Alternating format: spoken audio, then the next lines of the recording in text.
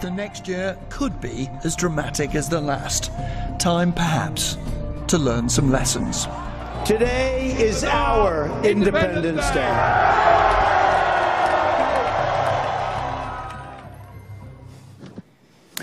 Plenty of food for thought. I was there that night when Britain voted for Brexit in Sunderland, and we'll never forget meeting people, talking to people who were saying things that we had not properly covered, even at the BBC, with all the effort we had made, and that they were sending a signal, not just to politicians and the political class, but to a certain extent to broadcasters too.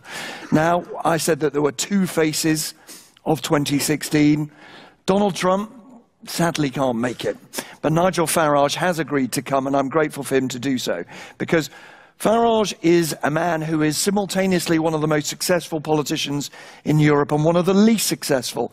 Why the most successful? Well, for 20 years, he has been laughed at, he's been derided, he's been insulted for claiming that Britain might one day leave the EU. Well, you know what? He, with the help of quite a few other people, pulled it off. Why is he one of the least successful politicians? Well, as I teased him before he came on the stage, he's run for election to the British Parliament, I think 7, he wouldn't confirm, it might be 8 times, and he's lost every time. And he's here, ladies and gentlemen, to talk to us about whether we are out of touch. Nigel Farage.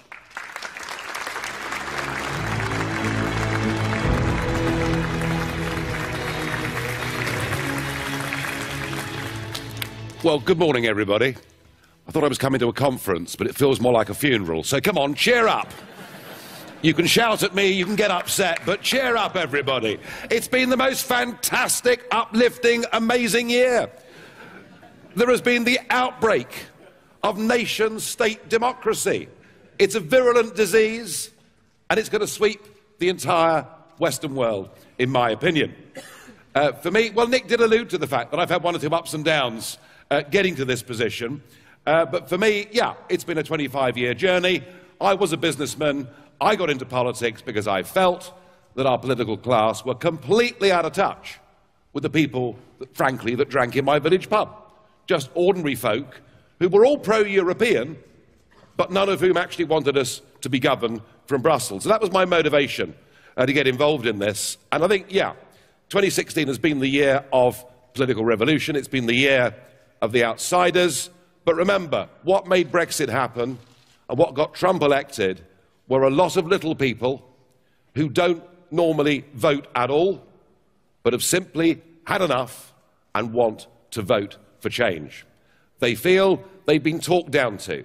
They feel they've been sneered at. And I think what this conference needs to face up to is it's not just the political class that increasingly is treated with contempt by the broader public across the West. Actually, the national broadcasters are becoming, and the rest of the media too, are being, I'm afraid, viewed in the same way. You are now on a par with the political class. How about that? It's not a great place to be, is it? And the internet poses you a real challenge. Now, let me be clear. The internet, from my perspective, we would never, ever have got UKIP off the ground. We would never have been any more than a little fringe party had it not been for YouTube taking off in 2007 and 2008. At a time when whatever I did in the European Parliament in Brussels or Strasbourg, and those that have seen what I do there, I make very helpful, positive interjections and contributions. But the chances of me getting covered by a national broadcaster, by a national newspaper in 2008 were just about zero. Despite the fact I led UKIP into coming second across the entire United Kingdom in 2009, I simply couldn't get any coverage. There wasn't a story. People thought what happened in Brussels was boring and didn't really connect with ordinary people's lives. So nobody has made better use of social media and the internet than me. And of course, Trump has done exactly the same thing. So I think the internet can be very liberating. I think the internet means that governments simply can't lie to us anymore in the way that they used to. But the internet equally can be a very bad thing and a very dangerous thing. And through the internet alone, if people's trust goes away from you guys and goes completely to the internet, there is a genuine and real danger that perhaps very dangerous or bad ideas will take hold. So I think that the broadcasters and the media, in the wake of 2016, need to press the reset button. I never thought I'd say this, but I think you have got to be more responsible, and you have got to be more representative. Because at the moment, you're probably talking to less than half of the population in all of your respective countries. I don't want traditional media to disappear, but I do think traditional media needs to move outside of its metropolitan comfort zone. Now, my personal experience of this, of course, is mostly with the BBC. And some of this is personal, but much of it is backed up, by good documentation, an organisation that I've helped over the years called Newswatch. And we've, since 1999, we've analysed thousands of hours of BBC output on a variety of issues. For me personally, getting involved in politics, getting elected to the European Parliament back in 1999, one of the first things that happened is there was a joint production between Arte and the BBC. It was a series to be shown on BBC Two called Desperately Seeking EU-topia. And for 4 months, I had a fly-on-the-wall journalist with me, which, of course, as you all know, is the dream position for your industry to be in. So, yeah, I was calling Romano Prodi a wanker and one or two other things, which does tend to happen when you forget that it's there. But it was really interesting. So the story was about a 35-year-old politician just been elected from a no-hope party, a party who, through 624 hours of election coverage in 1999, the BBC had given UKIP 4.5 minutes. And yet, we'd won 3 seats, and we'd won 7% of the national vote. So for 4 months, they followed me on my first day in the European Parliament and getting the documentation and meeting other MEPs. Anyway, the BBC's contribution to this was about £70,000. But it was decided that the BBC would not show the programme. And there were questions asked in the House of Lords and elsewhere. And no, the BBC said that the content would be too damaging. So in the end, they relented. And they showed the programme at 10 o'clock in the morning on a channel called BBC Knowledge. I think it's now disappeared, that channel. And I think the viewership were 3 old ladies and 6 cats. But I did tune in to watch it. And I kid you not, before the transmission it said, viewers must be warned that during the course of the next hour, Mr. Farage expresses some very extreme opinions. I mean, God help us. All I was saying is we should govern our own country. We should be a democracy. We should control our borders and maybe think about linking out with a bigger, wider world. So I found from the start that it was very, very difficult.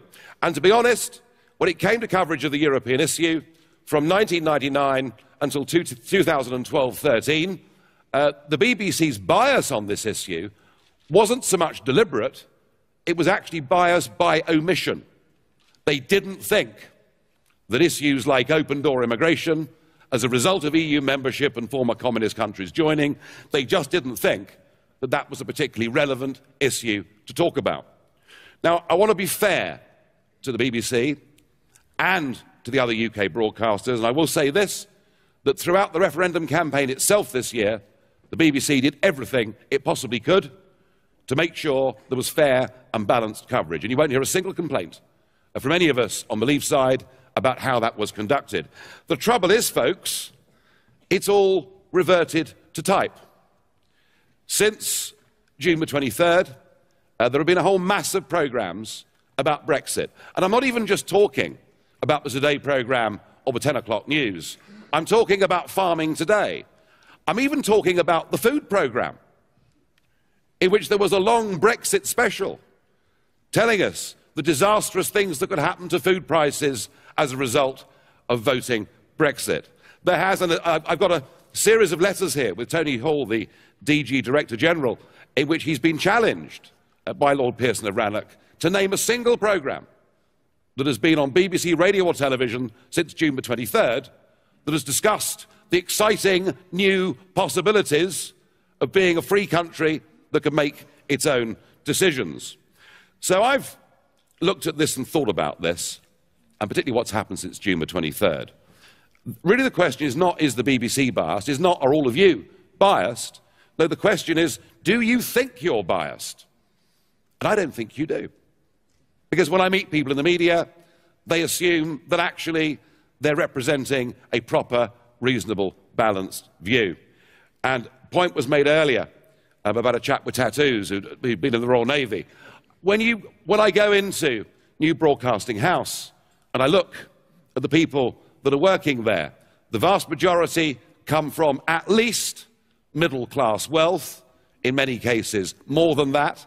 I bet there's not a single person on the news or research side that hasn't been to a good university.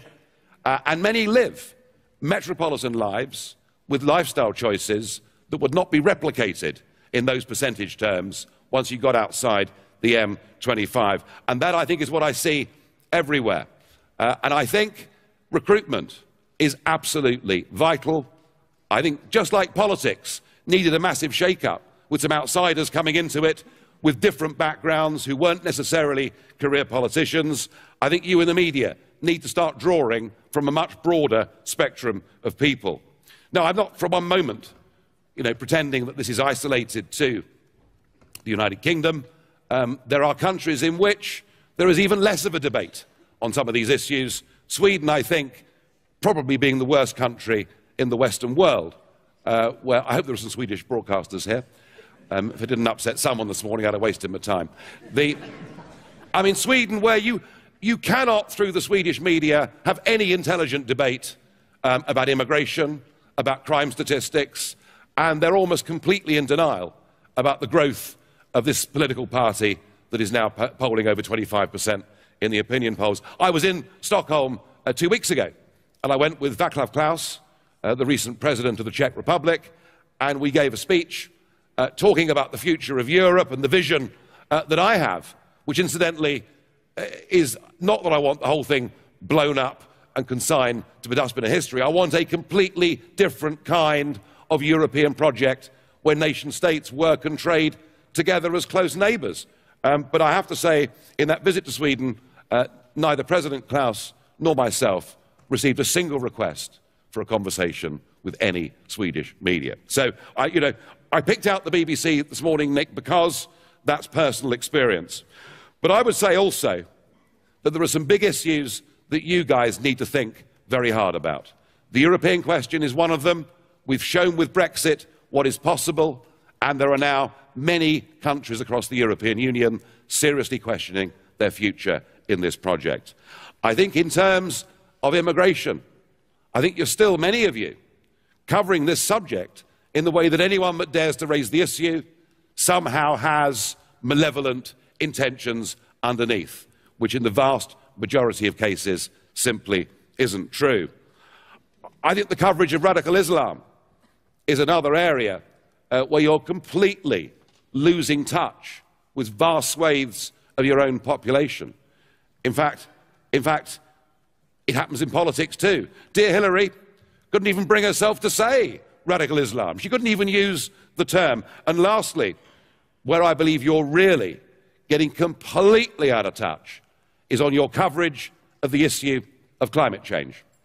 And I say this with particular reference to the wind industry. I have seen dozens of reports on British media about a new wind farm that is being built on an upland moor or being built at sea.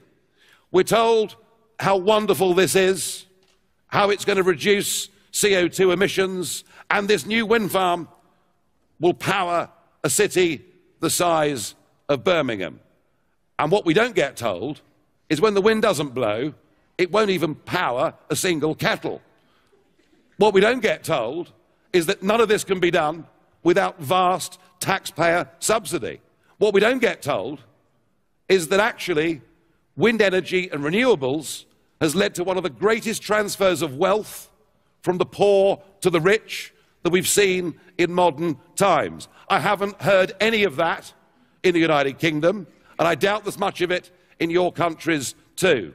And increasingly, people are wondering why their electricity bills are as high as they are. So I do think this industry needs to press the reset button. And finally, I have to say that on Trump, it wasn't just you that was wrong. Everybody was wrong. But I had a very good bet at 5-1, and I've enjoyed 2016, even if you haven't. You have got to change. Otherwise, you'll come back here in 5 years' time, and there'll be fewer of you. Thank you. I was quite polite. You didn't frankly have the balls to put country before party.